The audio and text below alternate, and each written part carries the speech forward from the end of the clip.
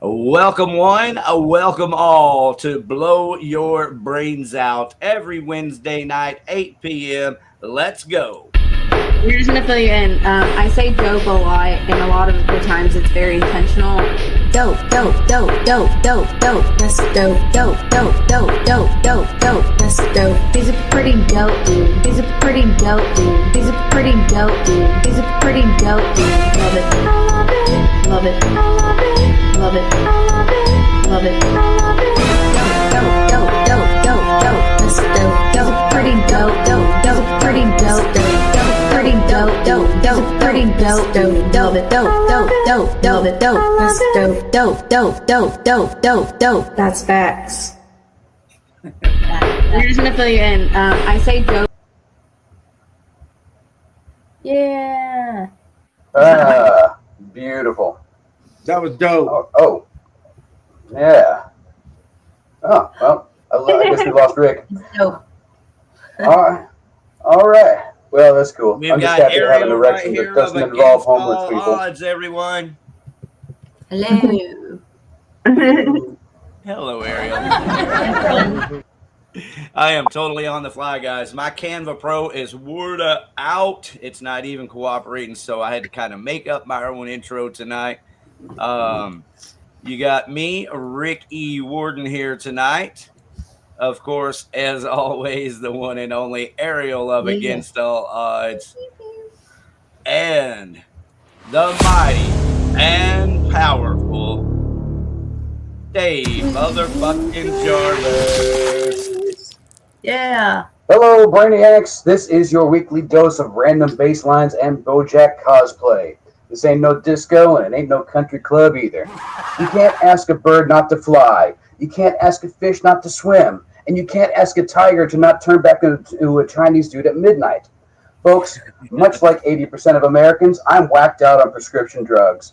But unfortunately, all the legal pads I forged went to all the doctors Mama Jarvis used to extort. And sadly, my name has stuck out like a wiener at a bar mitzvah. But just when I thought things were at their lowest, I realized I could make extra money selling my medication to Bebe Rexha fans.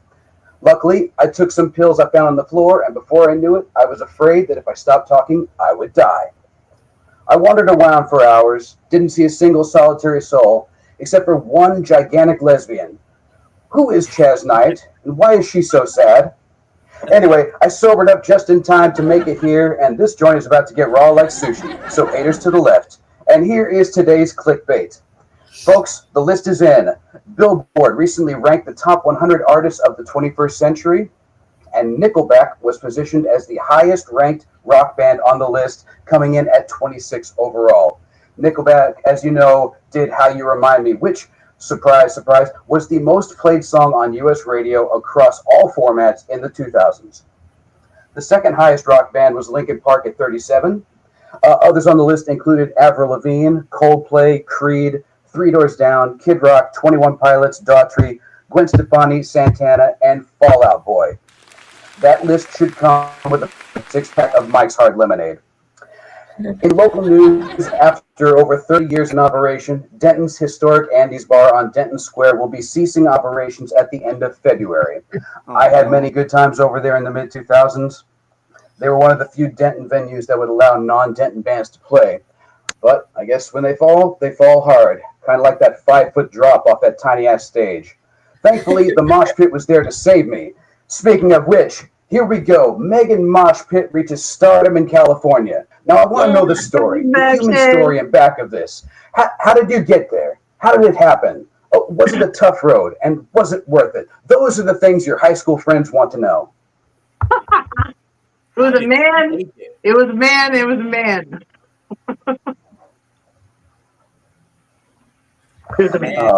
And how was your week, Ariel? I know you didn't just snort drugs off the tables of strip clubs like me and Rick here did, right? Oh, super great. Haven't gone to work all week long. Living the dream. Oh, poor thing. No, it's not bad. Everybody send positive vibes into the Forney area. Yeah. Positive vibes. How was your week, Dave? Oh, it was good. Little of this, little of that, little what have you. All set up for a sweet musical release at the end of the month, but we will save that for a little bit later. How was your week, Rick? New music tonight. Yes. Man, I'm excited. I'm excited about tonight. We've got a lot of new music to listen to. Of course, Iron Jaw here. We got Todd Pack lined up and others coming up. Everybody knows it's no secret. I've got my Iron Jaw long sleeve on, as Iron Jaw is one of the best local Dallas-Fort Worth bands of all time ever. Fight me. I think I'm wrong. So we have a couple of songs to listen to, and that's what I've been doing all week, is anticipating this show and have a good time with y'all, my friends. Yeah.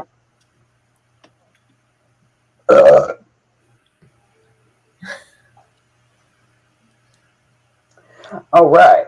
Well, what makes this particular situation different from normal? Well, usually it's the three amigos, but today it's the quadruple scruples. Co-hosting with us tonight, Meagan MoshPit. All right. She's not just a featured guest and a returning champion. She is also going to help us slam this down on the table and say, measure that shit.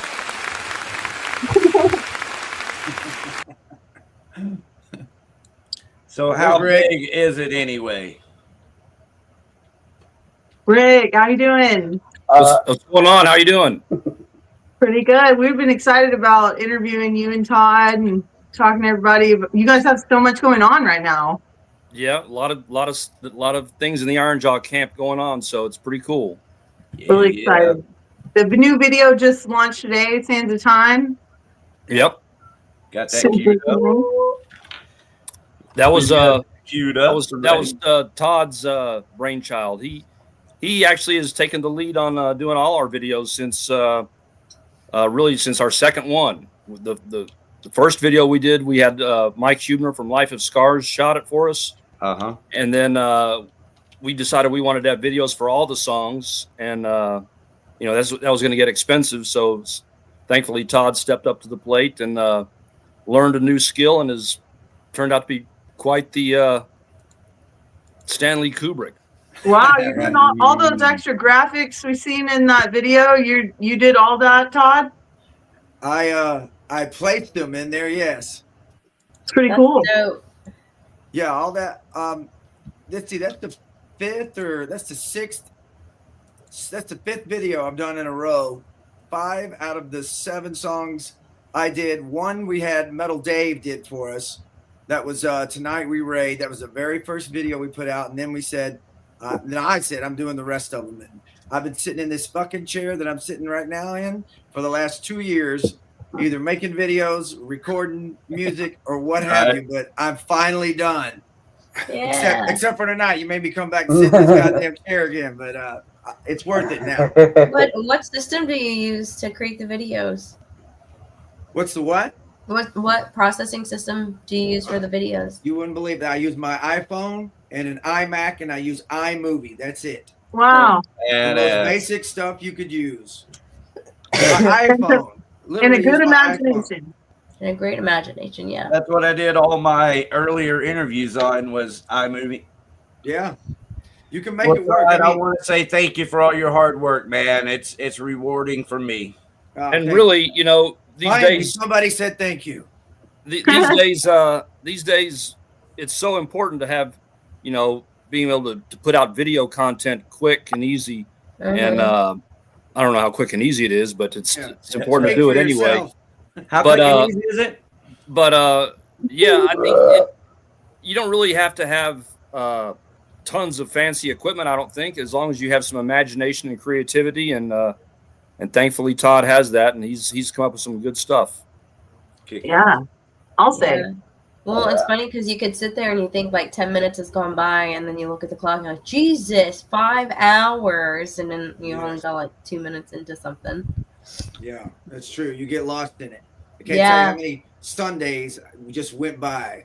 From the second I got up till it was dark. I'm like, shit, I might ought to eat something, you know? Yeah, you get like that tunnel vision going. My husband will uninterrupt me sometimes. I'm like, why'd you do that? Because then you're like, don't break a focus. Yeah, even the dogs will come visit. And then I'll have my headphones on, focus on something, and my dog will start barking at me. She's like, "Pay attention to me. We've been here for like 4 hours." Aw. But if you like it, it's not really work. Absolutely, absolutely. If it's your Right. passion. I mean, it's like practicing guitar and stuff like that, writing songs. It's worth No, it in the end. I never it's get tired of it. It's like designing all these graphics too. Yeah. It's Yeah, fun. it's worth it in the end, though. I mean, it is tough. It's a pain in the ass, and there's always that one point where you get stuck and you go, "This sucks.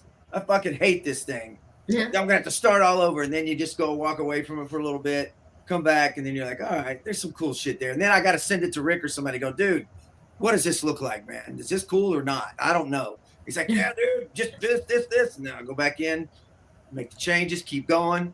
Yeah, You perspective. know, 6 weeks later, I got something. That's what's up.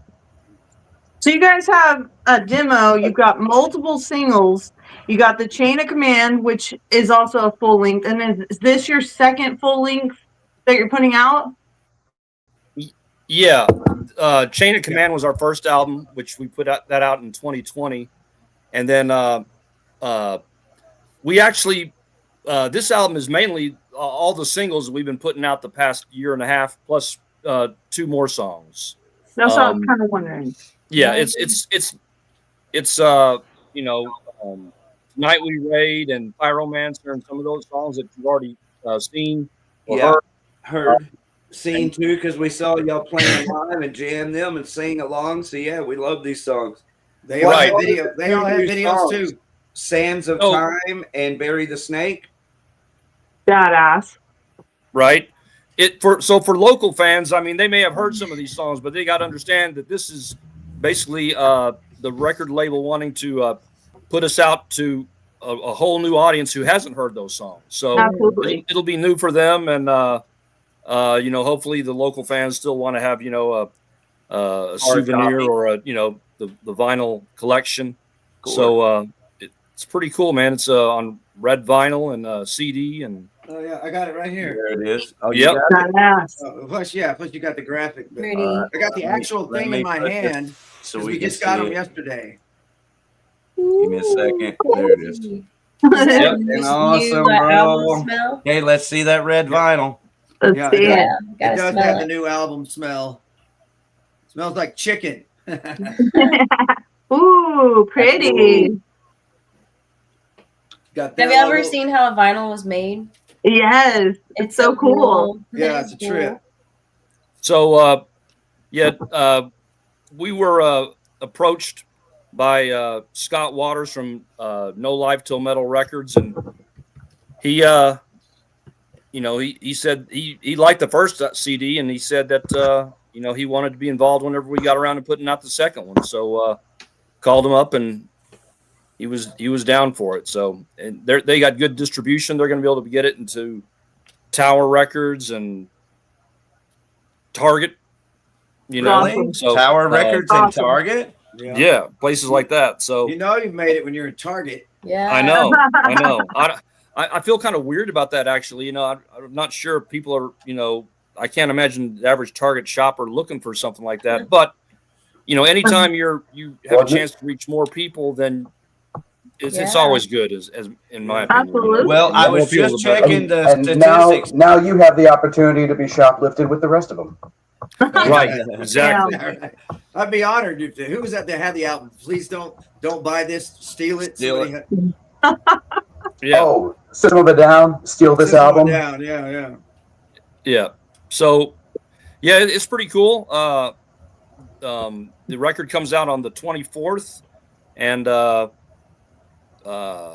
going to do a CD release show on Saturday, February 1st.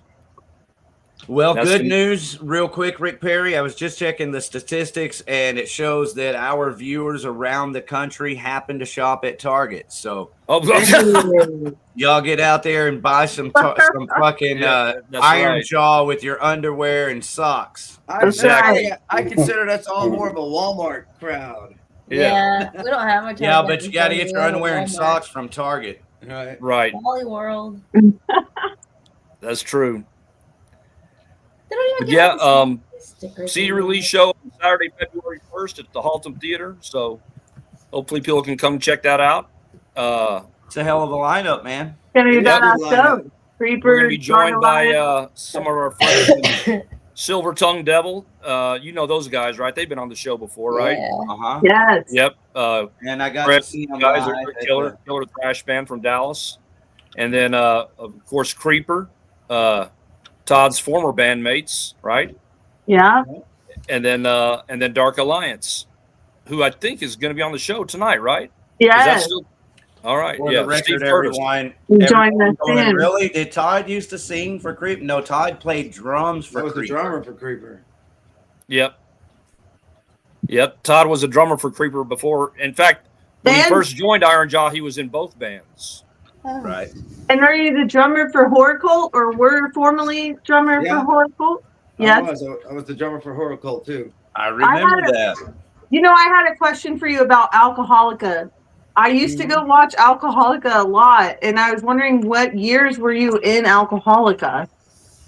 Well, I was drunk most of those years, but that's why we call it Alcoholica. No, it was man, that was probably probably like 2008, 2009-ish and I was in that band for about 6 years. I mean, that was just I think I've seen you in Alcoholica back in the day. Me and Leslie used to go to the shows all the time. Leslie was at almost every single one of our shows. Yeah. I don't care what shitty show we played. We opened for an Elvis impersonator at a country bar, and her and Butch showed up, and my mom, because it was Elvis, and my mom was there, and that was it. Awesome. That's so That's epic.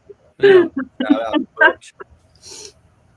Gotta love some Butch. But Alcoholica was a blast, and I was just, for those that don't know, that's a Metallica tribute band. This was kind of before the tribute things became what they are now. It was just a kind of a fun thing for us. You know, It was fun for us too, man. Yeah, it was really literally we just get on stage and get hammered and play Metallica songs. And that was the gist of it. There was no props. There was no, obviously we don't look like them. I was the solo singer. I'm not playing guitar, and I didn't have a wig on or any of that stuff like everybody's doing now. But yeah, back in the good old fun days of tributes. Now it's a full-on business. And Phil from Internment was in there Boy, too, is right? it? Oh yeah, Phil was in it. Phil Holland was in it. Anthony and Michael from Life of Scars were in it.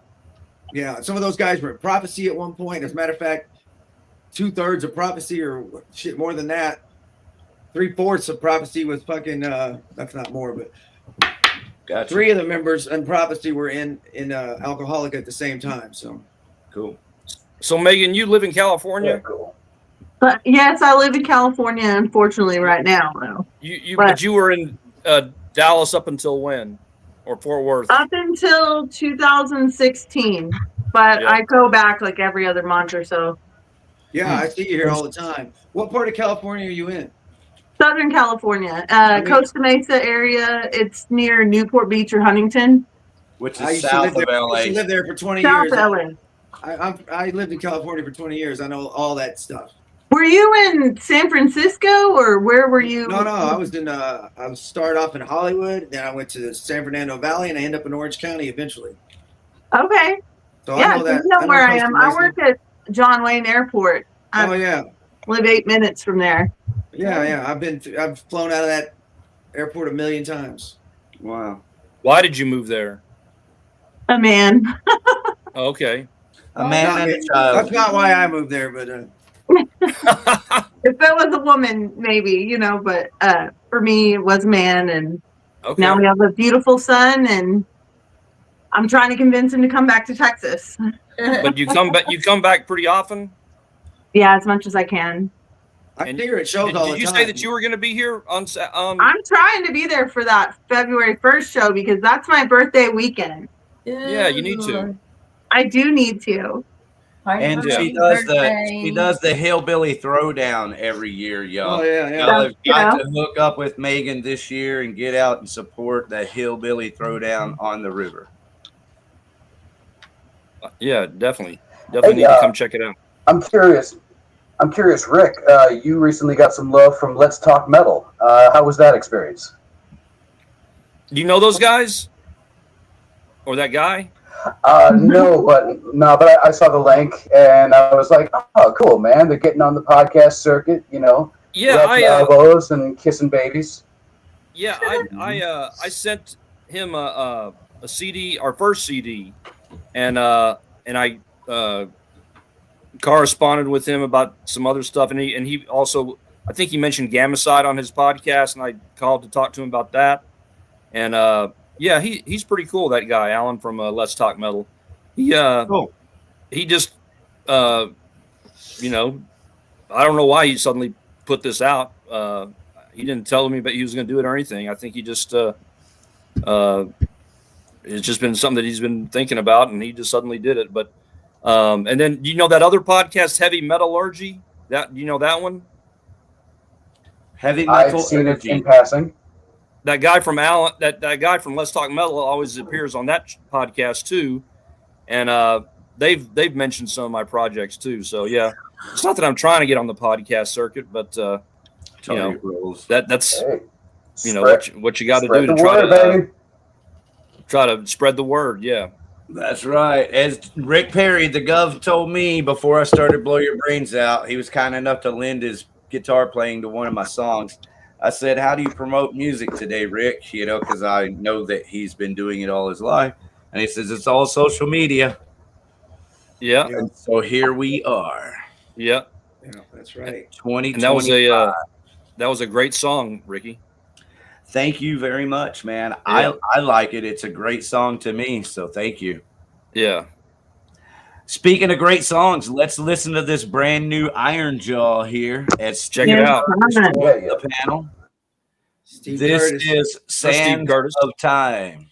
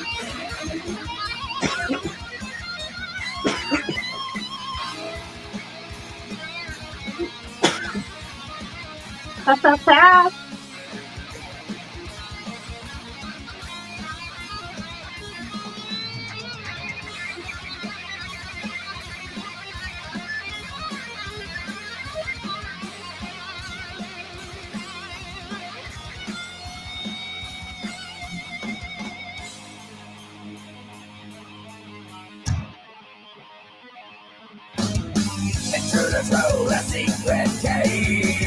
The hidden hole becomes our grave. A picture black, time to fill. Hard truth, the jagged hill. Forever bright, hard to fall. Repentance comes too late. Purgatory, pain or glory. I alone accept my fate. She knew you are wrapped in the sand of time.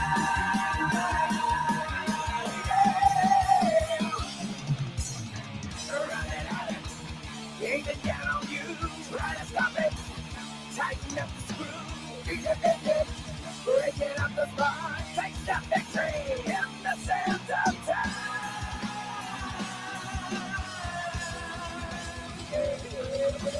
Trapped in the sand, trapped in the sand of time. Don't you know you are trapped in the sand of time? Forever trapped in the sand of time. Forever and ever in the sand of time.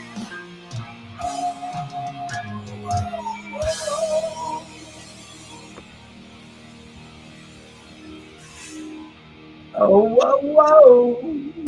So, Ricky, Very nice. Phenomenal job on that. Ricky, some of that footage was Hell from yeah. that media tech show that you was at. Remember that one? Yeah, I sure do. That Okay. was the one where you were the most out of control maniac there, for sure. But that's usually the case at any gig you're at. Yeah. You got it, man. I am a Gary, the guitar work reminds me a lot of some early Megadeth, man. Good, excellent job. Oh, well, thank you, Dave. Appreciate that. Todd, I have a question for you. Like, your vocals remind me a lot of like Lemmy Kilmister meets Rob Halford. Who are some of your influences, and are those some of the people that influence you in your vocals? Yeah, well, I get the Rob Halford thing all the time, maybe too much sometimes, especially from Germany. But I'm a drummer first. I didn't start off singing, but yeah, definitely Rob Halford. I mean, Lemmy to a certain extent. This music lends itself to be able to do a Lemmy kind of thing, Right. especially some of the other songs. You heard Bury the Snake, which is our one we haven't even released. It's the one we're kind of, you got to buy the record to get it song. That's coming up. And we next, love it. We listened to it today. We love it. Okay, so that one's definitely more Lemmy. I got some Gene Simmons in there. I'm a big Blackie Lawless fan. I'm a Lane Staley fan. Cool. So I'm a King Diamond fan. So I kind of take a little bit of all that. I mean, I'm an Elton John fan. You wouldn't believe it or not, but there might be even a little thing in there at the end of something that I would go, that just sounds like me trying to sing Elton John, but nobody in their right mind would think that that's where that came from. But a little Elvis. I mean, I have kind of different influences, I guess, than most of your singers. I mean, I love Dio and all that stuff, but I wouldn't consider myself a Dio kind of guy or whatever. But right. Those would be my main, probably, and Hetfield, a lot of Hetfield, because Hetfield is the king of having grit yet melody and memorable lines. You got to give it to that guy. That's right. Yeah. So that's that'd be who I was. Okay, so what's the name of that song again, and can we play it? What song? Bury the Snake? Bury the Snake. Yeah. There it is.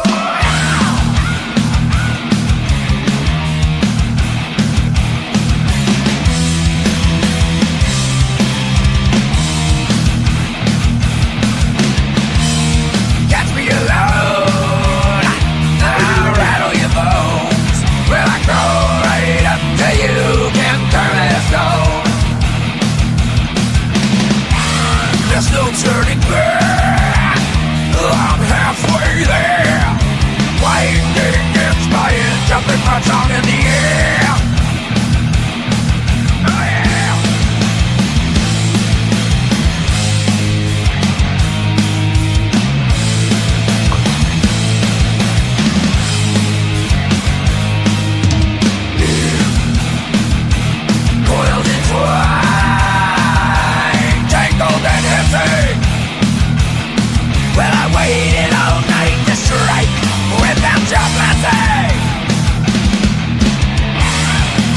I've been seen. I'm playing for keeps.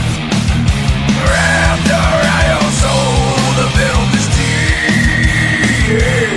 Shining skin, the mama, the old snake charmer, pierce the evil eye. Shedding skin before us, you're a forest. We'll live to die. This leather with stealth and grace, awaiting and stalking its prey. Succumb to the serpent's embrace. I risk it all to bury its name. That's a chance I'll take. Mistake. I risk it all to bury the snake.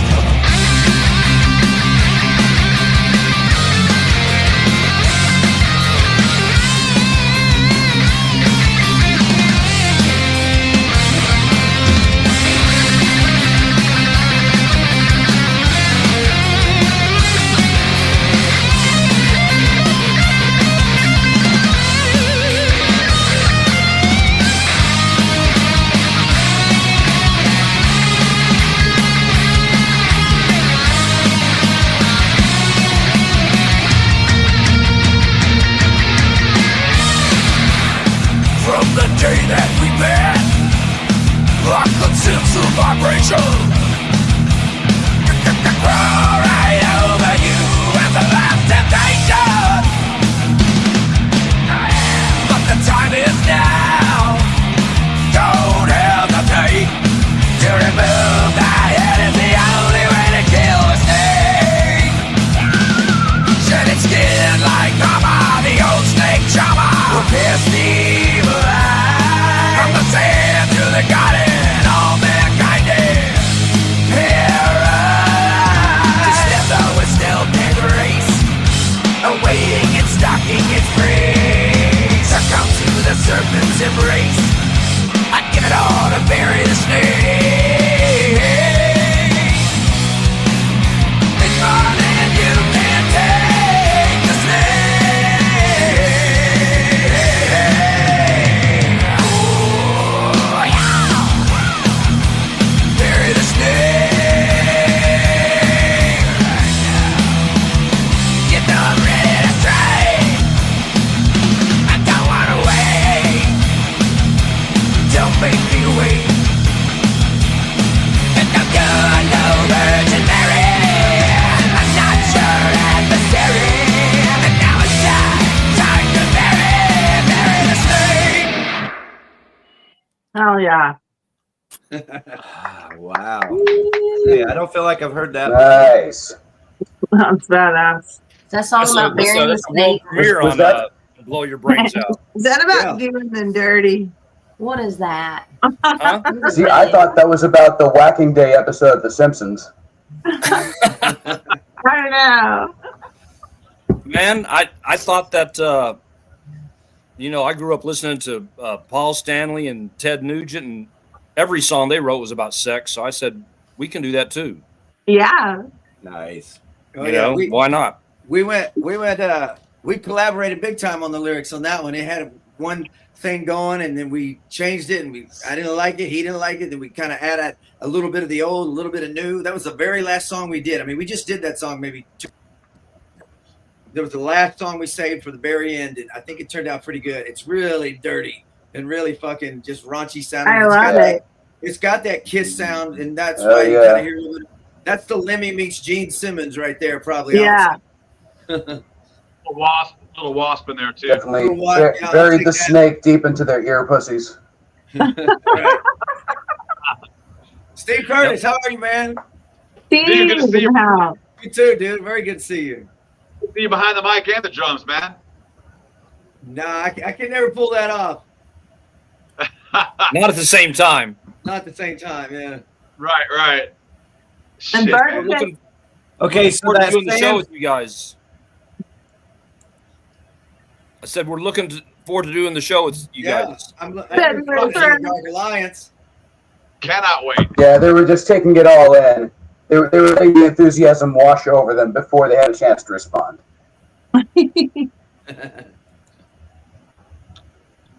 So And never okay, here. I want to say something to Steve. Like a few months ago, three or 4 months ago, whatever, you were putting out those little reels of you playing guitar. You know what I'm talking about? Oh yeah, man.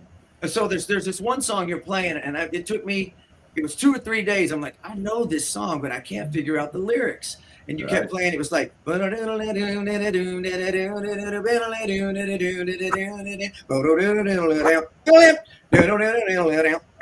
like, I know that song. Oh, what are the lyrics? Is that And not finally, I Zeppelin? realized it was Al Di Meola. fucking Alcola, dude. That's Al Di Meola, and I was like, and I had that CD, and I was like, for 2 days, I couldn't figure it out. Realized there are no lyrics to it. No words. No words. Al But is my I god. thought that was awesome that you were playing Al Di Meola song, and I probably was the only motherfucker that knew who it was. Thanks, man. I appreciate that. I love that motherfucker, man. He is like fast as fuck balls. Oh yeah, Yeah, because now the world knows. right. Steve, the last time I saw you, I think, was when you played a show with War Beast, like in 2010 or something. Wow. Is that possible? I think the last time I saw you was when was at Three Links. I'm trying to think. Bruce was sick or something, and everyone right. Everyone sang a song or something. The heart benefit? Yes. Yes. I was at that show too. Yeah. Okay, so that was the last time I seen you. But yes, he called me on night and said, "Hey man, can you come play tomorrow night?" I was like, "Oh fuck, I guess sure." Only for you, bro. Yeah, but has Dark Alliance been active the whole time since then? I haven't. Well, we've been recording the whole time, and then I did the Danimal thing for a while, right? And right as Danimal was taking off, COVID hit. The day we released our fucking shit is the day that COVID hit, and they closed down all 3 of the business jobs. I work at Music and Arts, right? They closed down all 3 stores. I lost 3 jobs in one day. Wow. So on the day of our fucking release too. So it's like, God damn, dude, really? Are you fucking kidding me? So that was I've had PTSD since that day, no lies. We had the same type thing when Iron Jaw was. We had gotten Todd in the band, and we had just recorded our first album, and then boom, COVID hit immediately. So we couldn't play any shows, and doing live webcasts, of your practice and shit like that. I mean, it's lame. Crazy time. Oh, I know, man. I'm still doing Zoom meetings. Like I just literally got off a Zoom meeting and spammed onto here. So 80% of my clientele likes to just sit behind their fucking computer and do a lesson because they ain't got to drive the fuck over here, Yeah. And now we're on another Zoom meeting right now. Hey, it's less gas. Damn. Yeah, I don't want to drive the fuck over there either. Love you, Steve. but- It's the only way I'll do an interview either. Matter of fact, I'm doing one tomorrow. I'm doing one tomorrow with Fort Worth Weekly, and the dude was like, "Okay." And he goes, "Where do you want to meet?" And I was like, "What? What do you mean fucking meet? What, This is 1985? 2025, motherfucker. Yeah, no, we ain't meeting nowhere. You can call me, bro. I'm gonna be on the Unless you're shitter. filming it. Yeah. Love it. No pay.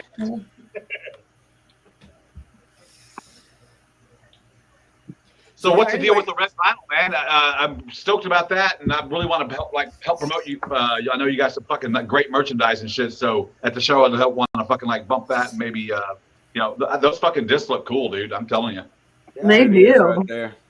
Hon, I want to ask you a question Or about Scott has the. one in person. Yeah, I got one in person, but There we you go. just saw the picture. Boom. And yes, let's see it again. It's beauty. Look at it. Oh, the gloriousness. Beautiful. It actually has a lyric sheet with it. Too. I don't know if Oh, I love that. I was gonna Oh, ask what's all What? I love that. yeah, I got all the lyrics that I can never remember, and then Yeah, well, thanks for doing it, man. now I can check back and go, "Is that what the fuck I say there?" But it makes it part of the experience, so Good to see it. I've never been on vinyl. I've never had anything on vinyl been released. Tons of cassette and CD, but never vinyl. I never could get anything back in the vinyl days going that, you know, anybody wanted to put something on vinyl. So I'm finally on vinyl. So. Vinyl's making a comeback. Hell yeah. Everybody wants vinyl now. Who did you go through to do your vinyl? You know, you can't get stoned and put on your black light and look at a CD. You're right. Right, Not as exactly. This was No Like Till Metal. That's who did our No Like Till Metal record. That's who did this for us. Very cool. How many did you print? They did 500 CDs and 200 albums, I think. Holy. Oh, they're gonna need more than that. Yeah, they're well, that's what I thought, but you know. How many are they sending you? We got like 30 of them. Yeah. Yeah, to get them in all the Targets alone. I mean, we got people headed to Target now. You know, they're right now. I know they're all heading to Target right now. No. But we'll be selling them at the show on Saturday, February 1st at Haltom Theater. So that's right. Come check it out, and it's gonna be good. Right there. You know, it's crazy. We're all talking about our COVID stories. I'm really sorry, Steve, that all that shit went down when COVID hit you, and Ariel. I'm really sorry you're feeling the effects of COVID now. But if we can at least get, if we can still get a positive out of this, I will say COVID is the reason that I started my project Existential, which I must say has brought me all different kinds of, you know, crazy, you know, just collaborations and meeting new people as well as this podcast. So, you know, shit sucks, but you know, every now and then shit's kind of good as well. Yeah. A lot of those collaborations came out of that, I think, Dave. You know. Yes, sir.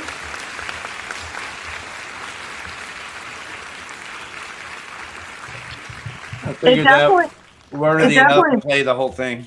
It was a long applause. It was worthy enough. Yeah, really, man. Making the best of COVID. That's what it's all about, bro. Blow it your definitely brains out.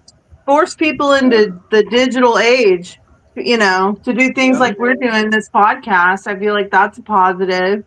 And we, you know, like Steve said, we don't have to drive over there. We can just like all get together, but virtual. Yeah. Right. Yeah. I mean, it kind of forced people to do that.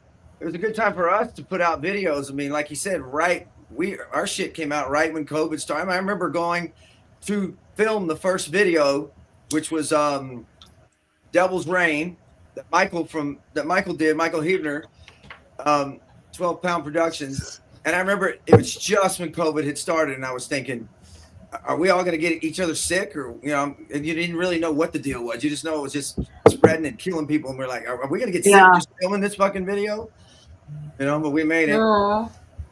All right. Well, we have in the chats here a pre-order. Got a pre-ordered mine here for the new record, if y'all know this guy. That's Kurt from Arcane. All right. Kurt from Arcane. Old school. Dallas. Fort Worth. Dude. Oh, nice. Tech metal. How about that?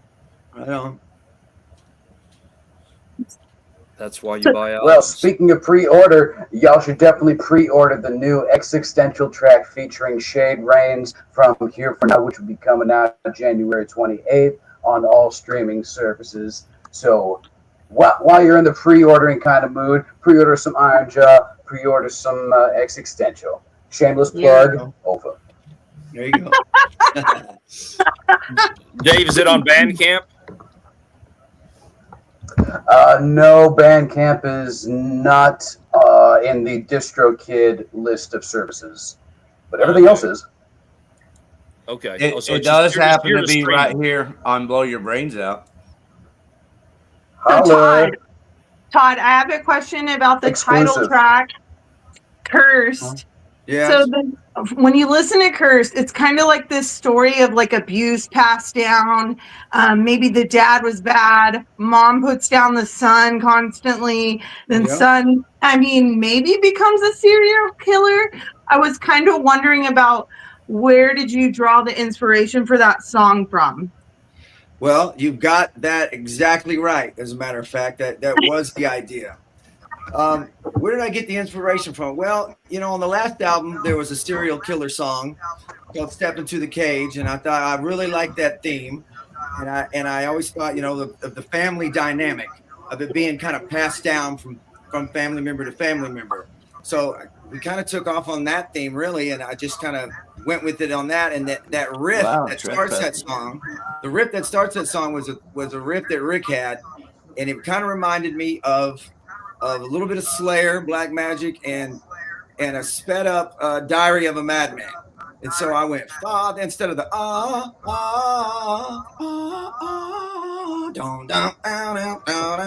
went Father, please forgive me. And I just had Father, Mother, you don't own me. So yeah, it was you actually nailed that right on the head as far as what the topic was about. I'm glad that it was clear because you convey it well. So when I listen to the song, like that's just how I interpreted it. Yeah.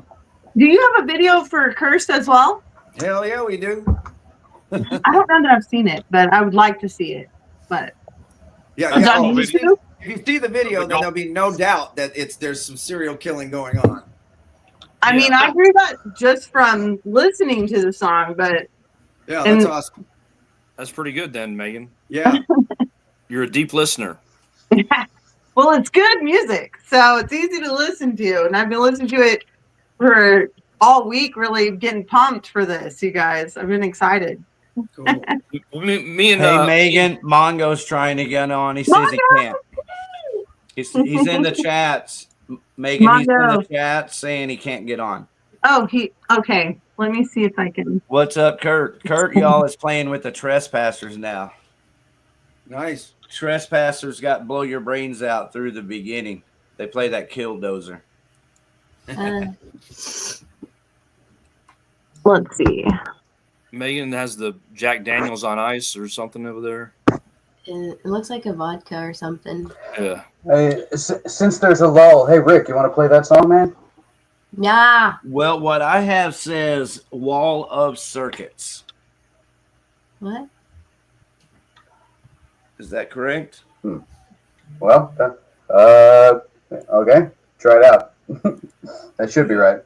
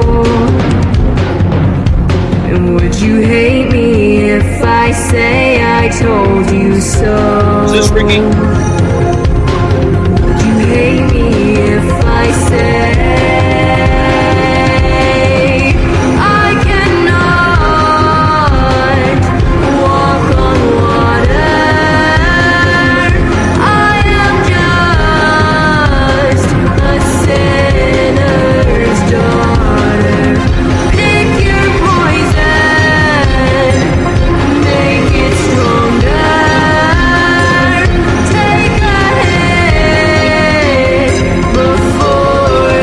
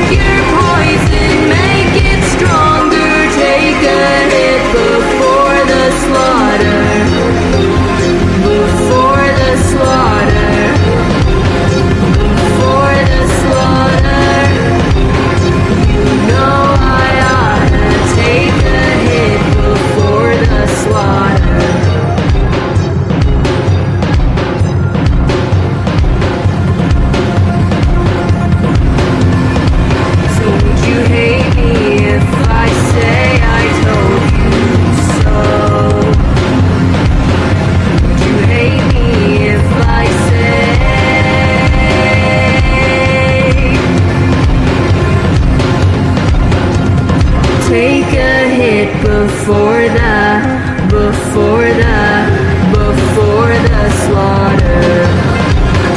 Before the slaughter. I know I ought to take a hit before the slaughter.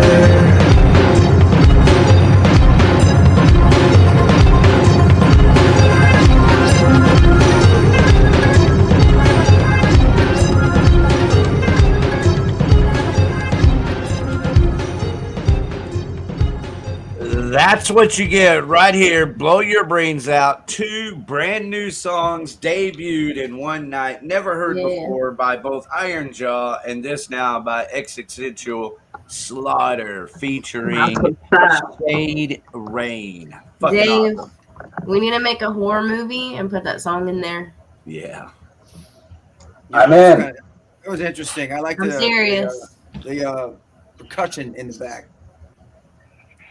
Mongo. Yeah. I was trying to capture the feel of like early 2000s Ministry with like, remember when Scarlett Johansson did her own CD?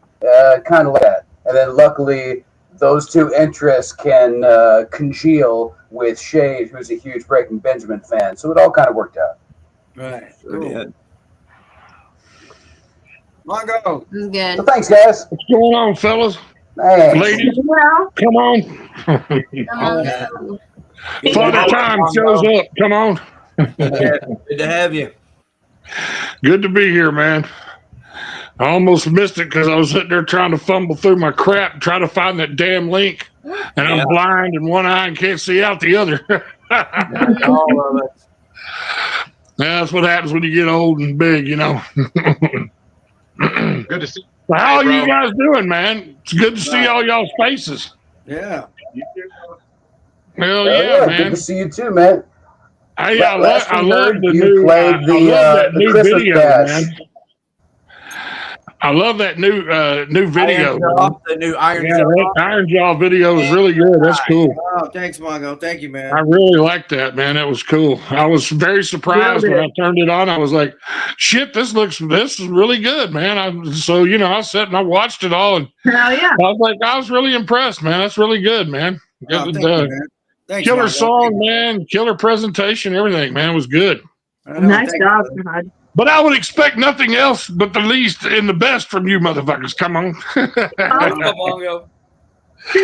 How's everybody, man? Everybody been doing good? Yeah. Well, it looks like y'all have Right, been. well, I've been hanging in there. Yeah, I've been Mongo, I was dealing wondering, with how did the 9th annual Christmas bash with Little Green Men go out for you? Oh man, it was wonderful, man. You know, I don't get to get out that much anymore, you know, because of the situations I find myself into health wise right now. But, you know, I'm getting better. I'm just working on myself a little bit at a time. But, you know, that night was amazing. You know, since Randy passed away, man, my old guitar player, you know, cancer sucks, by the way. And it gets to us all sooner or later. You know, it's somebody we know's got it, or, you know, it's a terrible fucking disease, man, really. But, you know, this was like our second show without him, you know, and I'd look over there to the side and his son was playing with us, Ray, and it just brought back so many memories, man. And, you know, it was a wonderful show, man. We had a really good time. T's Bar up there in Louisville, they kick ass, man. JC was real attentive, you know, to the sound and stuff, you know, and got us going. And, you know, everybody was happy, man. We had a good crowd and it was a good time. And, you know, of course, Little Green Man got up there and kicked some ass. Then we hillbillied it out. And then we all got together and did the Christmas songs, this time without screwing them up. But you know how that goes. You try to get 2 drummers and, you know, 4 guitar players and a bass player and everybody going in the same direction. It was a fun deal, man. It was really a good time. But you know, it was a nice annual. Speaking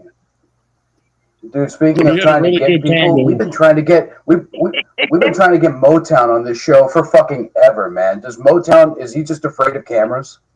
Well, hell, you know, get him to practice.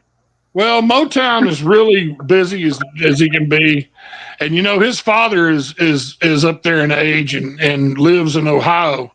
So he spends most of his time bopping back and forth from Texas to Ohio, and it's like everybody else. We've all had health problems and stuff. Hell, we're all getting older, and that's the way that goes. But yeah, man, we'll get Mo on one of them. I talked to him. I think it was 3 or 4 nights ago. There he He's is. been I doing found that. him. Yeah. Well, he stays quite busy. He's a band whore, that's for sure.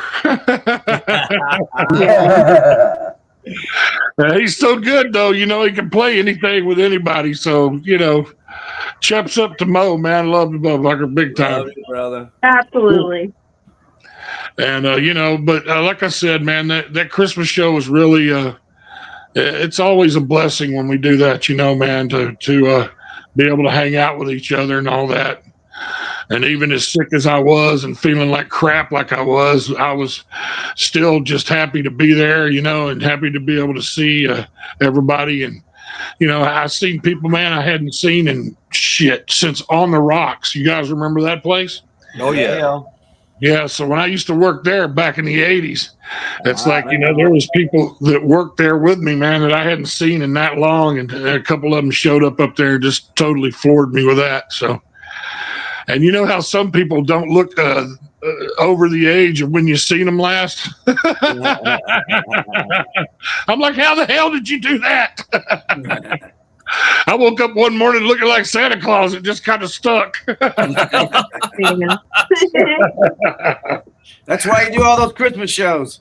That's it, man. I love Christmas. Christmas is a good time of year, man. When everybody gets together and loves one another and shit. That's what I'm into, Oh, yeah. Now my son actually thinks you are Santa. Yeah. he was definitely convinced because he said, Uncle Mongo, he goes, I know you got a busy night and stuff, but do you think you can come to my house first? Oh, God. That was funny as it could be. But yeah, man, Rick, I was going to say something to you, Bubba. Just badass, man, all the way around, bro. I'm really happy for you guys, man, and doing y'all got everything going on again, and I'm proud as punch of all you guys, man. I remember back in the day, dude, when we were doing shows, and then when you had your band used to come and play at my club, and we had the videos rolling all the time. I loved that shit, man. I used to love to watch people's expression on their faces when they'd see that dude get his shit nailed to the chair. Oh, man. Talking about puncture. Yeah. we had some good shows at Mongo's, many of them. Yeah, we did. Well, that was some fun times, man. It sure was. Yeah. So, man, this show that's coming up, man, at the Haltom Theater, I can't wait. That's going to be some good stuff, man.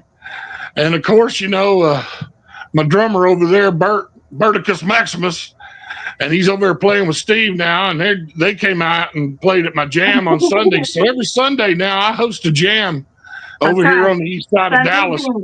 Where at? And it's a lot of fun. It's called Mike's Island Club, and it's at Ferguson and Shiloh. Oh yeah, and it's a place that's been there forever. The Mexican grocery store is right there in the same parking lot, so you can't miss it. Okay.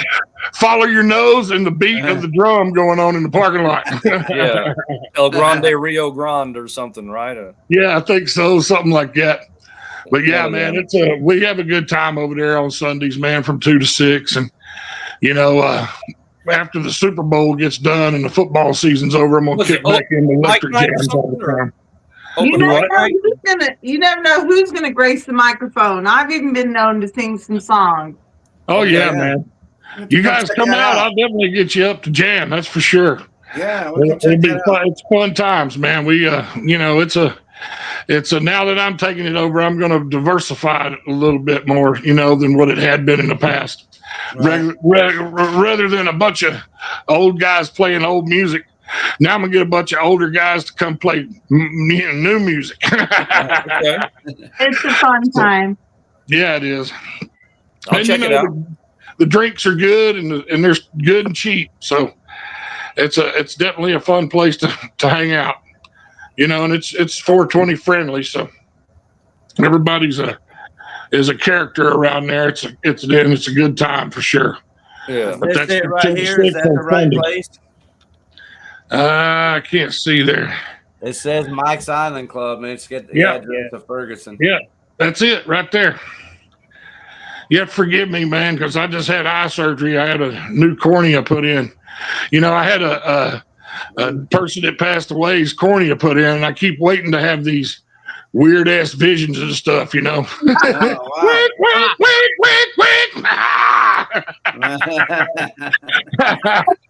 Pure evil, I tell you, evil. But it's pretty funny, man, though, you know, getting that going on. And I remember sitting in my eye doctor one of the last times I was there, you know, to get a checkup. And I looked up and Troy Aikman's walking in the door. And I said, "Hey, man, what are you doing?" And he goes, "I'm here to see Dr. Burke." I'm like, "Damn, that's good to know that I got the same doctor you got." Wow, no doubt. That's pretty wild, but she's definitely a top in her class. If any of you got eye problems and stuff, she's over there off 75, man. She's a hell of a lady and real knowledgeable, man. But yeah, they just about got me seeing pretty soon, and you know, because I'm so old now, and my driver's license is going to fade away, and they already say you're legally blind. So if you don't do something about that, you know, we're going to take your driver's license away from you. I said, "To hell with that. Let's get an eye surgery." So I'm just waiting around until I can see a little better. That's why my eye over here, the right side's kind of chinky, and the left one is, you know, I'm still can't see out of it too well either. Yeah, but yeah, you know, loving you all night long. I love you guys too, man. Big time. I can't wait till we can all get together and party some, man. For real. right. Thank you, brother. So, you know, I've been trying to get a new CD out for quite a while now. And now that I can't see, and, you know, it hurts me to look at the damn computer screen for too long. But here really soon, man, I'm going to have that done. As soon as my eye on the right side gets ronky right, I'm going to get it done and get it over with. But yeah, man, you know, Congo Productions. Yeah, and you know, any of you guys, man, I want to record, man. I got a house over here by Keller's in Dallas, you know, and I don't have to move my gear anymore. It's pretty much where it's at. But I got some killer analog to digital gear, and you know, I just been taking care of business, man. Trying to make some money and trying to keep afloat, man. Yeah. So much up and get rolling. He's got experience. Demo that first War Beast demo we did. That's right. Yeah, that's the enemy, right? Where was that at that time? That was over there at what was used to be Last Beat Records, you know, and Rigor Mortis forever. They had their rehearsal room there in that back over there. Wasn't that your studio, though? Yeah, I had the studio. Yeah. I ended up inheriting it basically from a bunch of guys that were running around and, you know, doing bad things around there, and I ran them off, and the guy that owned the building said, "Hey man, why don't you just start doing something?" So you still got all that gear?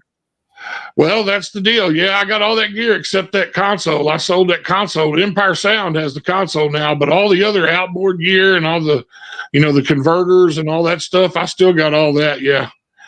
So I can do 19 tracks at a time, you know, and it's all analog inputs with, of course, digital conversion to the outs, and it's all bare, it's brown converters and stuff. So, you know, it's nice stuff. And I got some cool mics and that kind of thing. I'm still hanging in there, you know, trying to keep it going. But yeah, you know, he's got the experience. He'll set you up if you need help. Yeah, man. Any of you guys need help anytime, just give me a holler, man. And, you know, I still mix and master crap and do all that stuff too. So, you know, it's one thing to be in the business and, you know, just be in the band side of it. But then, you know, being in both sides of it, man, I've had an opportunity to work with all y'all at one time or another. And that's really been the highlight of my life, basically, man. That's I live for that, you know, and I want to thank every one of you, man, for, you know, supporting me and doing all those things. And believe you me, I support y'all too, man, because it's there's never a day goes by that I'm not looking at, you know, some one of us on YouTube or checking you out on the Facebook, you know, always the media circus. And, you know, that's a deal for me. But, you know, when you can't get out very much, you always try to keep in touch with the outside world. And that's what this here is all about. And thanks, Meagan, for doing this. Absolutely. I'm so glad to dust some dust off y'all, as Steve put it earlier. Dust some dust off y'all, because you guys have so much to offer. You guys, like, our history to me, like historical figures in the area of metal, at least from where I'm concerned. I do want to try to draw some attention to Steve right now, because Steve just had an EP put out with 4 songs, Tear Your Soul Apart. Let's talk about Dark Alliance for a minute. I want to talk about Tear Your Soul Apart and where you originally drew the inspiration from that. Fucking Cenobites, man. Hellraiser's my shit. Pinhead's my boy. I mean, that motherfucker, the way he talks, that's the way I sing. I love that fucking shit, dude. Right on. Now I've got the brand new song we're going to play at y'all's show. It's going to be called I Am Pain. And it's fucking, it's a sequel to Tear Your Soul Apart. It's fucking mean. Really? Cool. It's monstrous. Yeah, it's pretty fucking good shit. Is it actually about those Cenobites, though? We talk about the Cenobites in the song. Oh, yeah, it's about them. The Cenobites will stalk you and torture just for fun. As long as you play Destroy the Grapevine. Kill the Grapevine. Yes, it's on the set list. Thought of you on that for sure, brother, man. Okay. Awesome. This is going to be killer. Yeah, it's going to be a fun show, man. Well, what about these songs, Blueprint to Madness and Attention Whore? Attention Whore. Have these songs been played? Where can we? That's a great title, man. Isn't it? Thank you. I fucking love writing, man. My dad was a fucking big times writer, and I guess I got it from his ass. But anyway, he passed away this summer, so he made it to 90 though, man. That's fucking badass. He was a tough motherfucker, you know. You can make it to 100. Peace, Dad. Oh, 100. No, 90. Let's hope we all make it that far. 90 and said, "No, fuck this. I'm done." But yeah, man, he was a big time songwriter and shit like that, and that's probably, I guess, where I got it from. You know, cool. I never thought of myself as a lyricist or a poet or whatever, but yeah, man, I found my niche. You know. I know. But we're excited about playing this new shit, Blueprint to Madness. You're asking about that. That's totally around the Marquis de Sade and the Justine Stories Chronicles. I don't know if you follow that kind of weird shit, but I do. Yeah. And then let's see, what else did you ask about? Attention Whore. There's a funny story about that fucking shit. Yeah, tell it.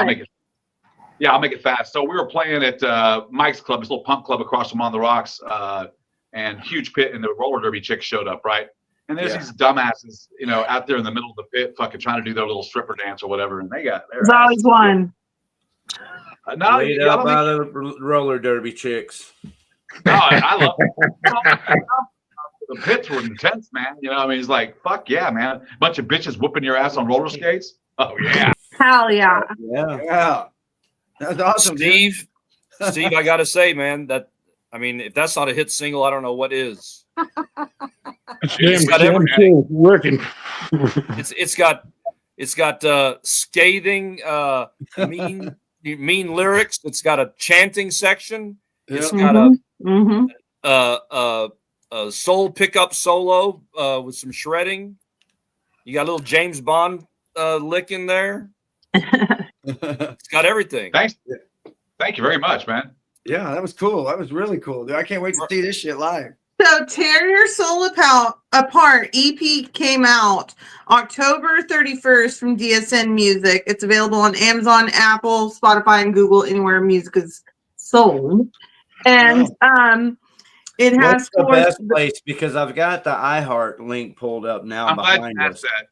So here's the dealio with that. I mean, I know you guys know how this streaming shit works and who pays and who doesn't. And the motherfuckers that don't pay, Spotify is where you go to die. As far as Apple, they pay like jack shit 1%. But Google Play 6.5, Amazon Prime like 6% or whatever. So it's a little better, you know, on the Amazon Prime and Google Play. Those are the two I would encourage your people that are buying, you know, to say, hey man, please use this if it's cool. I tell all my guitar students that, and they're like, really? I'm like, yeah, man. Don't go to Spotify because that shit sucks. Yeah. Yeah. Steve, So- is this your first EP? What's that? For Dark Alliance, this is the first EP. No, it's probably like number 9. Number 9. Whoa. 9. Yeah. 9. Where do you record at, Steve? You do it at home? So yeah. I got a homie from the band Malcolm Struck, Garrett Webb. Those guys are fucking sick. That's who Lyric's playing with. And Yeah, I know Lyric actually was supposed to be in working with me, and he wound up getting sick and having to deal with getting all of his intestines cut out and everything he went through a few years back. Yeah, pretty rough. And so he wound up later on joining Malcolm Struck, and I got Keith back in the band playing bass. And I got Bert, which is fucking ripping it out, man. He's got Damn right. Is that you playing drums, Bert? On that recording, no. Okay. Like I'm fairly new. Okay, you're just playing them live. Yeah, so you gotta do that live. Which they are playing this Saturday at Tees in Louisville. Yeah, man. Looking forward. I just found out about that like yesterday or day before or whatever. It's like going, Augie's like going, hey man, come on. And I was like, all right, bro. So we're fucking doing it. Awesome. Yep. Well, I look forward to seeing y'all, man. It's gonna be killer. And then also a lot of February 1st. And you know, Steve, I got to say, whenever we announced the show, a lot of people mentioned that it's Dark Alliance, and they said, you know, that was a big point that made them want to come see the gig. You know, because a lot of people remember Dark Alliance, but maybe haven't seen you guys in a while. Yeah. Thank you, man. Appreciate it, bro. I appreciate you saying that. Yeah. It feels good to be dusting off again because we sound fucking great, and we're rehearsing every weekend, and we got to play over at Club Mongo's on Sunday and run through our set. And I feel like this Saturday will be another warm-up show for your show. We're really excited about fucking playing the Halton with you guys, so it's gonna rip. Rick, I want to take it back to you just to bring it to ahead real quick. Talk about Gamma Side, because you guys are you're having a reunion, which is epic.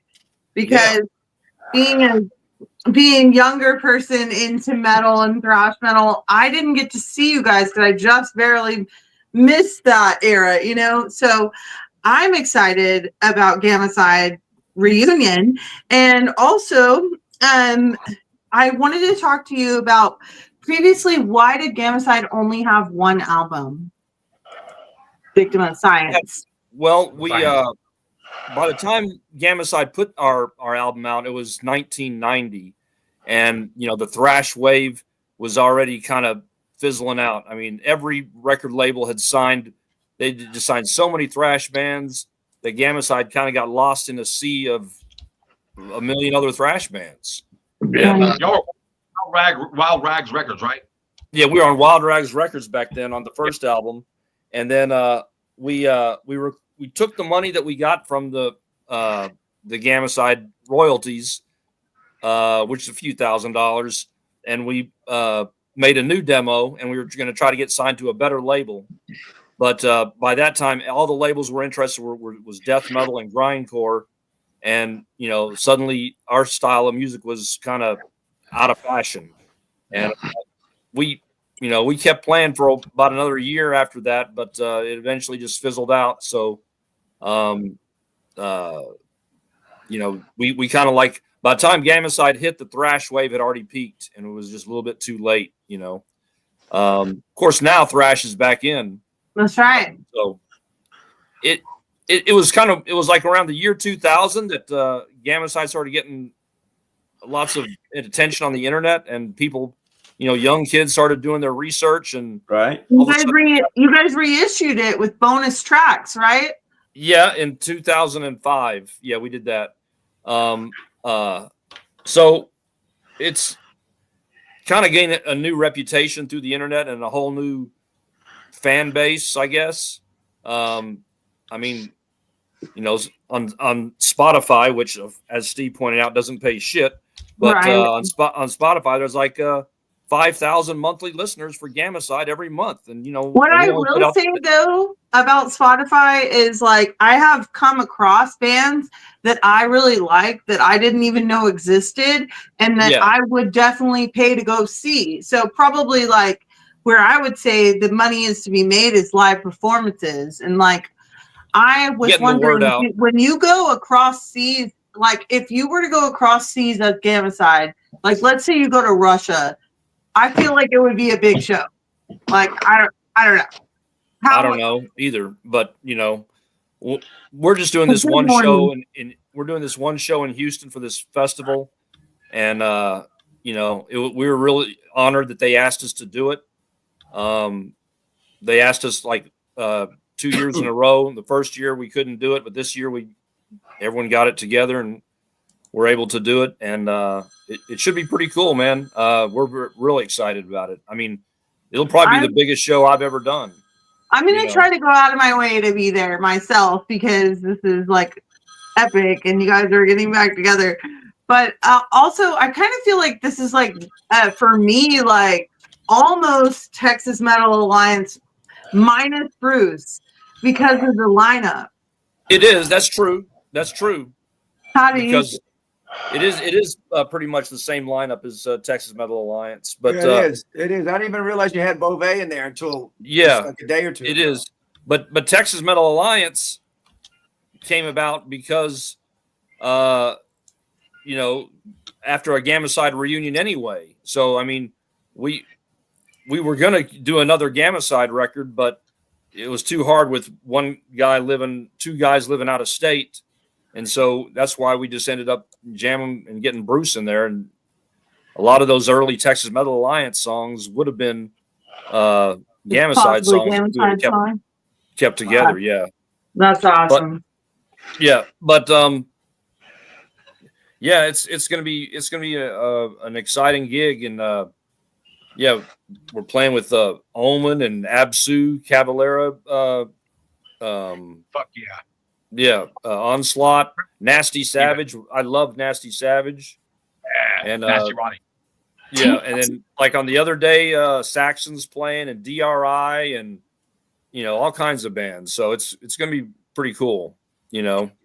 How did Gamicide form? Like, did you guys all go to school together? Were you just all in the same jam rooms? How did this happen back in the day? Or how did Varnum join? And Scott and Eric and I were in Warlock with Ricky's brother Jerry, and we were like one of the earliest metal bands in the Dallas-Fort Worth area. That is true. Right. And we started writing our own original material, but eventually we broke up because we were young and stupid and couldn't argue and couldn't agree on anything.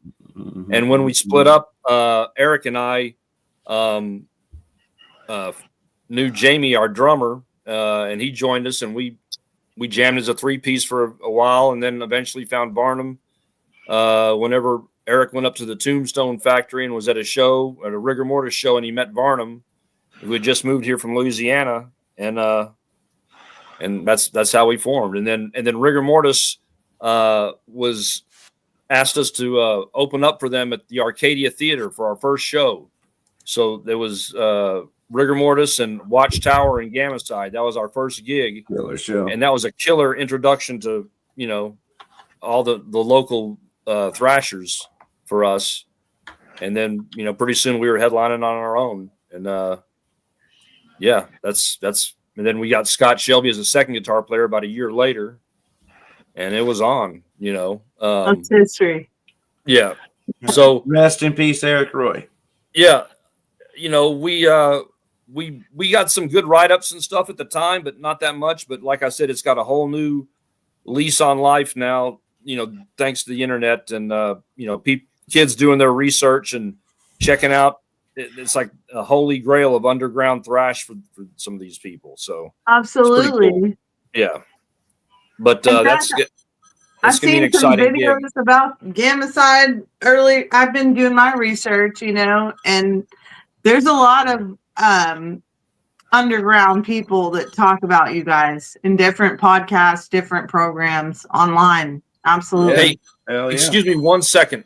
Ask Todd a question. You're excused. You're good. Todd! Hey, I got something for you.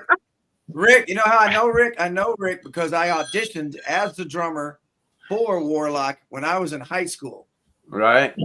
I would see Rick. I don't know how I got the audition, but I remember I would see Rick at every metal show. I was like, who's that? Who's that dude, man? He just looks metal as hell. You know, and I'm in high school. I'm starting to grow my hair. I'm all about metal. My shit's getting long. I got my leather jacket on. I'm a total man. I'm seeing these dudes at shows. And then eventually I became friends with everybody. And with Rick, I auditioned for Warlock. And this was probably 1984, maybe 85. Yeah. And me and Rick have been trying to get a band together since 1984. And we finally did 5 years. It took 5 years. Guys fucking rock. Yeah. We just kept, we tried different little iterations. He came when I was jamming with Wayne Abney. He came over to write some songs with us. And then, gee, there was another time. Oh, he asked me to be in Warlock at one point when they got back together. But I was doing 2 bands at the time. So, but finally, they needed a vocalist of all things. I said, dude, let me try. And I showed up and I got the gig. Man, I boy. was wondering about that, how you evolutionized from drummer to singer. Yeah, well, I've always, you know, I've been drumming since I was a little tiny kid, you know, basically my whole life. And I've always loved to sing. And I always wrote lyrics in most of my original bands, you know. So, but I could always sing decent, you know. And finally I just said, well, fuck it. Let me give it a shot, you know. And I got up and, you know, everyone seemed to, no one threw me out, put it that way. You also play guitar though, right? No, I would not claim to play guitar. No, okay. No. I got to I can crunch some bar chords, but that's about it. Gotcha. Yeah, There's Todd and I that started Todd on and I were drums. trying to get it together for a long time, man, and it just never was the right situation, I guess. But since the 80s. Mongo. Finally it happened, and Mongo, you started on drums. We got very productive relationship. Yeah, I did. Back in the day when Ganacide, we did a show with them at Jerry's place over there. It was called the Tombstone Factory. Yeah. And the cops busted the place. Oh yeah. Wasn't the only time. That's part of the underground scene back then. Rascals was the same deal. Every time I went out there, sure was. Cops showed up, smashing the different liquor bottles that were in our hand. Cop literally with a flashlight coming up and smashing a fucking fifth of Jack Daniels, just bam with his flashlight right out of his hand. Oh, hell yeah! Then filled up. That's back when I played. That's back when I played drums in a band called Strychnine. Yeah. Oh, you was in that band. I didn't know that. Yeah, man. Yeah, I remember Strychnine. Yeah, that was us. Now, here's the difference between those two venues real quick is that Rascals, the cops would come out with a couple of paddy wagons, like a couple, not just one. But, and they would fucking run out and grab people and fill up those paddy wagons and take off. Damn. Yep. An hour later, hey, check this out. An hour later, they'd be back. Oh, yeah. They'd load them up and take off. All right. So they were the smart ones because in Fort Worth, they never did that shit. In Fort Worth, they came in full force and just shut everything down. Shut it down. Yeah.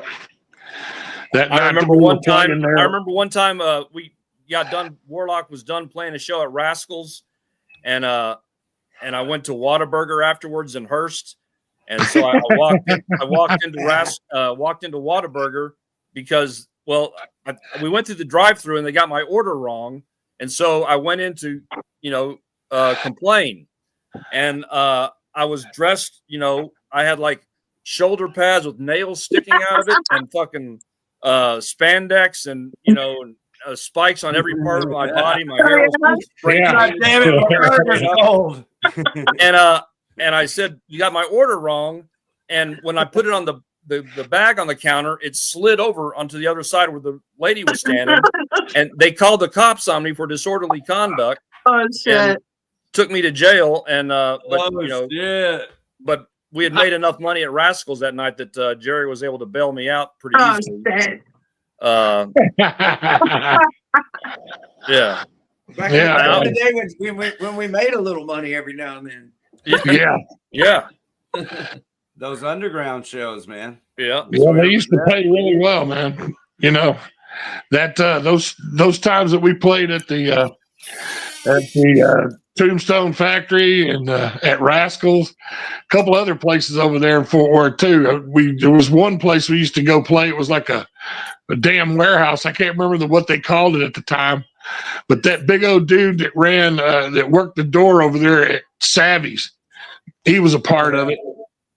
And we were there playing one night. Yeah, we were all playing one night, and then the damn Fort Worth police showed up. Just like usual, they shut everything down. And they had us all in the parking lot, and they were searching our shit. We're like, hey, man, that's a guitar. And it was raining and stuff. And they were like, I don't care. Open the case, man. We had a quarter pound in there. I was like, no, don't open the case. Yep. That was some wild-ass shit. That time over at Tombstone that we were doing the Gamma-Side show with y'all, the cops came in and busted. Everybody went in the bathroom trying to flush weed. I'll never forget this ever. I went in the bathroom and there was a pound of weed in that toilet. It would not flush anymore, and it was just fucking packed. And I was like, fuck, I can't get rid of this weed then. I took it and shoved it down there by my pecker and went outside. That cop was standing there looking at me like, what the fuck you doing? I was like, oh, nothing, man, nothing. We're trying to get out of here. Man, and they should have known that the happened. toilet in the Tombstone never worked. So I mean, never worked ever. The piss closet. But you know, those days, man. You know, in those days, that was right before I moved out to LA, man. And I used to live with the guys in Megadeth, you know, for a while. Yeah. And I remember getting out there and telling Mustaine, you know, because they used to play pretty fast and shit, you know. And I told Mustaine, I said, dude, there's a guy in Texas that can really fucking blow the doors off of you, man. He's like, I said, his name is Mike Scasha, you know. Yeah. And I was like, this dude can rip the guitar fucking up. And he was like, oh, no. So when they came on the Peace Sells tour, I had talked to Dave and them, and I told Dave, I said, man, you need to get this band Rigor Mortis to open up for y'all. Be a perfect match. Oh yeah. So they came. They came to open up, man, and we were backstage and shit. And Dave was being a dick to me as usual. So I told him, "Fuck you, man." We went in there and drank all their damn beer. They were so pissed. They came back there after we got through eating at the restaurant there. You know, we had Mexican food. We went next door. We started drinking their beer. They got out of that little Winnebago thing they were in. They were pissed. What happened to our beer? I don't know what you're talking about, bro. But man, you know, that was the night that you know, Megadeth had an ass whooping handed to them pretty damn good. Damn. So yeah, that was some fun days back in those days, man. It was. And you know, when I came back from Rigor Mortis opened with Mike Scasha on lead guitar, just coming out of the gates on fire. Oh yeah, man.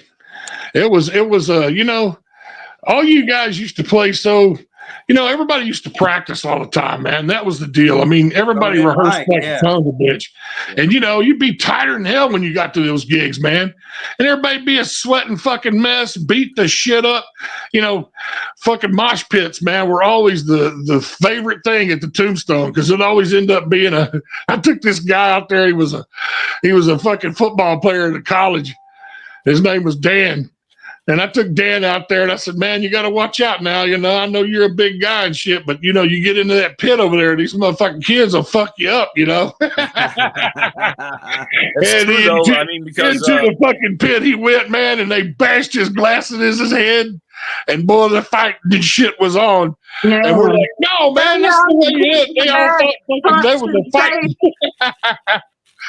That was some funny shit, though, man. I love them days, man. That was just too funny, you know. Mongo, that's true what you said about bands practicing back then, because, I mean, you're right. I mean, like Yamacide, for example, we'd rehearse 4 nights a week. You know, 2 or 3 hours a night in a garage with no air conditioning.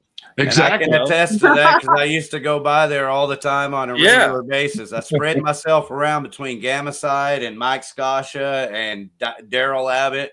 I had the life, man. Because it was it was the most important thing in the fucking world at that time. So Yeah, it was. you devoted all your Damn spare right. time. If you weren't passing out, if you weren't practicing, you're passing out flyers or That's it. You were going Whatever, someplace you know? and seeing a band and supporting them. You know, Yeah. that's the thing about nowadays that I pretty much miss, and I try to educate these young people about, is that, man, we used to support each other. It wasn't that everybody showed up and didn't stay for the whole show. You know, everybody showed up and stayed for the show, man, the whole fucking thing. You know, and by the end of the night, everybody'd be like, you know, shit-faced and tattooed, man, and just loving the hell out of it and having a great time. You Yep. know, and so you go see a band now, man, after the first band goes on, they may have had a bit of crowd, but then the crowd leaves and then another crowd comes in. It's like, shit, don't anybody, you know, support anybody anymore? And they act like it's some kind of like, you know, contest to beat each other up. I'm like, man, you guys don't understand, man. It's like, you know, we're all in this same damn box together. You need to be working it together, man. Strength in numbers, brother. Speaking of which, enjoying the music, you know, that's the way I Yeah. think right. of it, man. I That's listen exactly to what it all was. new music every opportunity I get because you never know when you're going to get something magical. Usually you That's do. right. do we have Totally anything else from Dark Alliance? It's going to be on that February 1st show with Iron Jaw at the Halton Theater. Well, they have a song called Blueprint to Madness. If y'all want to hear Yes. that, I don't know if y'all want to hear more or not. I definitely do. check it out. What do you Spin think? that You want to magic, give come us on. an introduction to this, Steve Curtis? Fucking Marky, decide. Just let it play because it kind of explains itself, man. Fucking Like killer, that. dude. That was a nice arrangement. That was Crazy. awesome, dude. Yeah. I Thanks, like man. I that love killer part there in the end, too. That's badass. Yeah, I love that at the end too. Just Yeah. punished again by branding. You know, I always wanted to write a song about Marquez de Sade, but I think you got it covered. I'm not even gonna. I'm gonna let that one go. Thanks, Todd. All right, listen, I got to get going. I believe it or not, I don't do this for a living. Todd, thank you very much for joining us tonight, man. Hope this Thank you, show Todd. kicks ass for you on February the 1st. It was awesome to see everybody. Thank you for joining us. Steve, I love that shit, man. I love it. Dude, me too. The new singles fucking kick ass, man. Thank you, bro. I can't wait to do the show together. We're going to kill it. February 1st, y'all, Halton Theater. I'll be there. Right on. I'll see everybody there, man. Thank you, Rick. Thank you, Megan. Thank Thanks, you for Todd. coming. All right. Good night, everybody. Good night, brother. Night. Yeah, thank you everyone for being here. Megan, congratulations. You put together a great show here together tonight. Thank you for giving me the outlook, you know, the ability to do my thing on your show. It's pretty cool. You're a natural. Get it on, MoshPit. I enjoy it. There's Great a lot job, of Megan. us that Brain. appreciate you back, you know. This is just one way I can show you my appreciation. Yes. Thank you, Rick, sweetheart. Won't tell nobody, but you're All right, good. well, let's do it again when you do your hillbilly throwdown. You want to tell us about that before we start the concert calendar? Well, I'm kind of on the fence about it this year. I don't know. Last year I took a really big hit. So I'm debating. I have the perfect weekend picked out. I have a great venue. I'm considering the same venue as last year. I want to do some things differently, but I don't know. I'm on the fence about it. All right, we'll leave it right there on the fence. How about you, Mongo? How you doing, man? You ready to tear it up? Fuck yeah, brother. Always. You know, I just been, like I said, healing up, man. Once I get healed up, man, about another couple, 2 or 3 months. And then in the meanwhile, though, I'll be out to see all you guys. And, you know, I'm just trying to get on the mend, man. So I'm not so damn decrepit when I get out and do things. Well, you look good, man. You've entertained us all, so thank you for being here tonight. Hey, no problem, man. Love each and every one of you, man. And it's so good to be seeing everybody's face again. And I'm looking forward to coming and hanging out with everybody and, you know, and enjoying that show on February the 1st. I can't wait. It's going to be good. Cool. Yeah. Glad to see you out there, man. That'll be awesome. Yes, sir. Well, man, I'm going to get off here too, man. It's been great. Rick, Verticus, come on, Steve-O. How about this, everybody? We've had good seeing everybody. We should see him out with a hillbilly song. Yeah. We've had Verticus Maximus with us all night here tonight. Yeah, man. He's been pretty silent in his ways. Come on. He's a good Which one. is definitely different until you get him alone somewhere. Then we can talk all night, huh? Hell yeah, man. I've had that good fortune before. Yes, sir. Me too. All the time. I enjoy it very much so. But I'm damn sure looking forward to the show so we can all sit